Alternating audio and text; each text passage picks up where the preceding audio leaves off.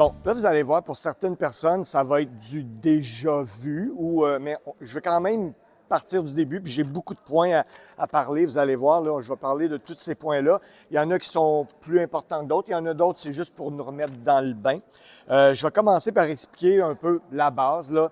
C'est que dans un VR, on a deux types de courants. On a le 120 volts et le 12 volts. Le 120 volts, c'est pas très compliqué, c'est tous nos appareils qui fonctionnent sur le 120. On a l'air climatisé, on a le micro-ondes, on a les télés. Dans votre VR, c'est ça, si vous allez dans un camping puis vous avez juste un 15 ampères, bien là, c'est ça, bien évidemment, ça nous prendrait un adaptateur 15-30. Là, à ce moment-là, bien, on est limité quand même au niveau de l'ampérage qu'il faut utiliser. Fait que ça ressemble à ça. Puis au niveau aussi du 120 volts, votre VR est équipé d'un protecteur de surcharge, le Surge Protector.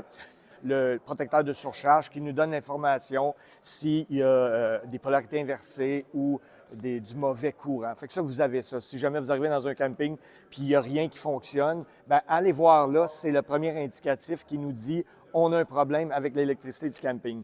Partez votre génératrice. La génératrice va servir à vérifier si tout fonctionne. Fait que si on a du courant de la génératrice, le problème vient d'ailleurs. Fait que ça ressemble à ça.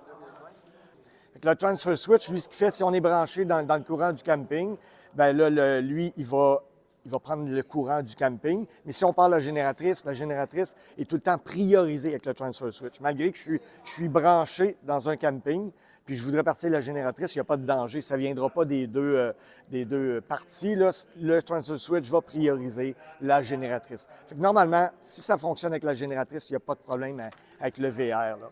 Au niveau du 12 volts, bien, le 12 volts, c'est ce qu'on utilise quand on est en camping sauvage, en boondocking.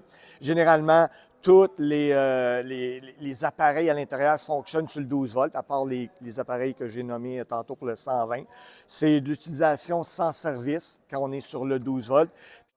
Les appareils qui sont assez énergivores sur le 12 volts, par exemple, c'est la chaufferette au propane. Le ventilateur est assez énergivore, fait que c'est lui là, qui va prendre beaucoup de courant sur le 12 volts. Mais 12 volts, normalement, on peut utiliser le VR sans avoir besoin d'autre chose. Là, on n'a pas de luxe, comme la climatisation, là, mais ça ressemble à ça.